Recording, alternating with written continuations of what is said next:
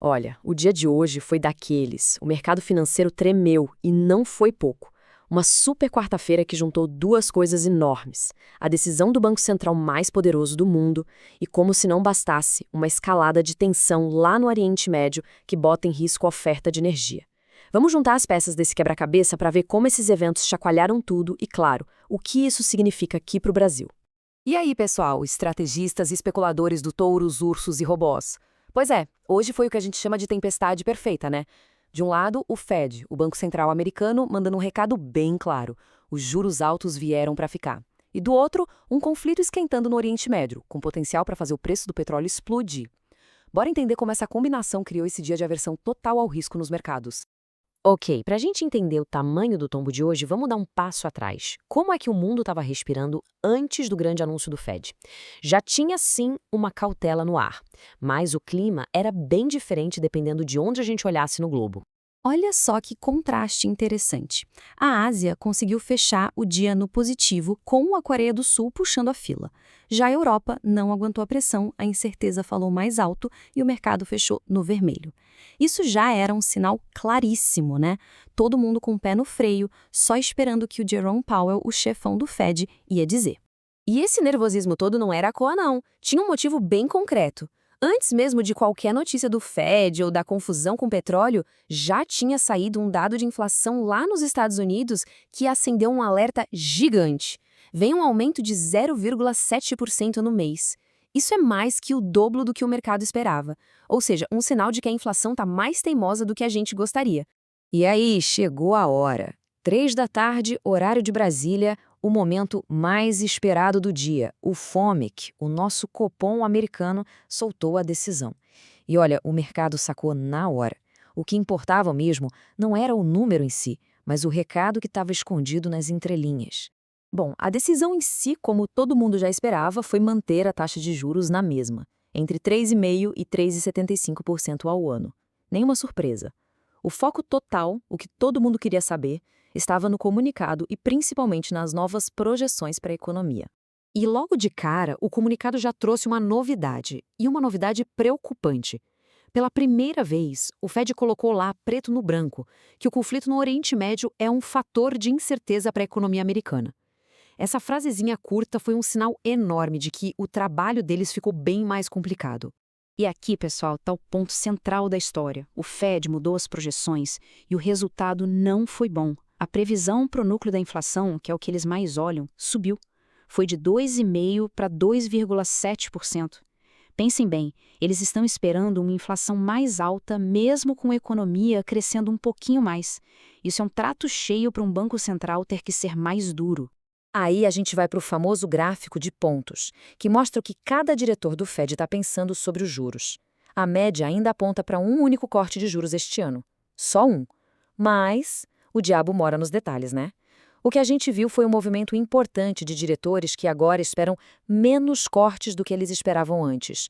O tom geral ficou mais hawkish, como a gente diz no mercado.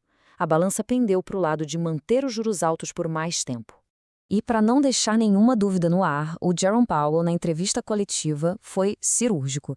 Ele disse com todas as letras: o progresso na inflação não foi tão grande quanto a gente esperava. Pronto. Foi a senha que o mercado precisava para recalibrar todas as expectativas. Bom, com esse recado mais duro do Fed, a reação foi o quê? Imediata e violenta. Vamos dar uma olhada nos números do estrago. Wall Street sentiu o soco e sentiu forte. O Dow Jones, um dos principais índices de lá, despencou mais de 760 pontos. Fechou na mínima do ano.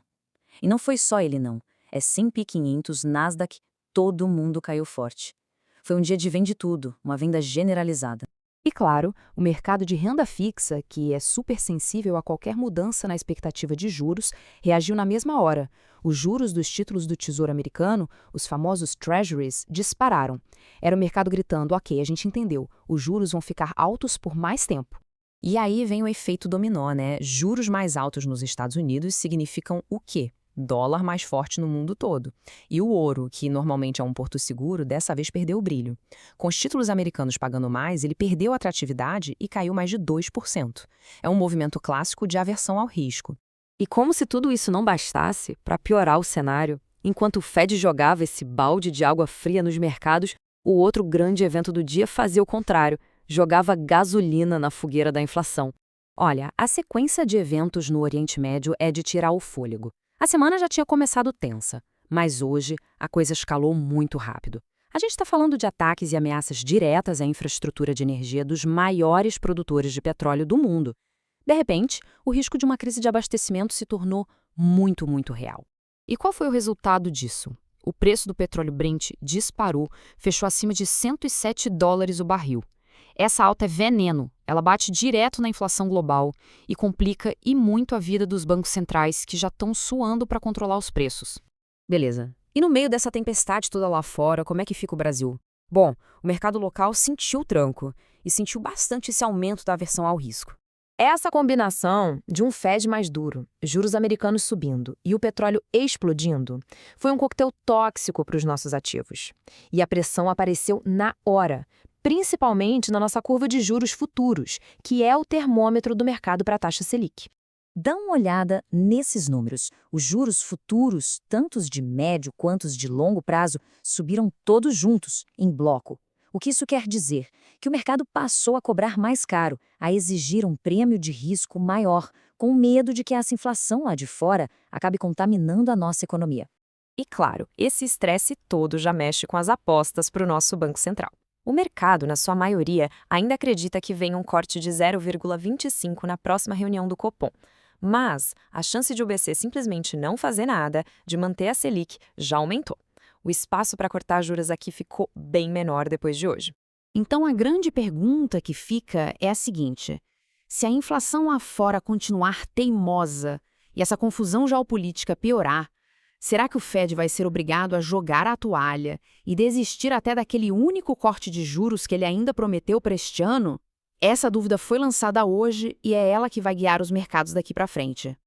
Ufa! Foi um dia intenso, né? E os próximos prometem ser tão voláteis quanto. Para continuar com a gente, conectando os pontos desse mercado, não esquece de se inscrever aqui no canal Touros e Urso de Robôs.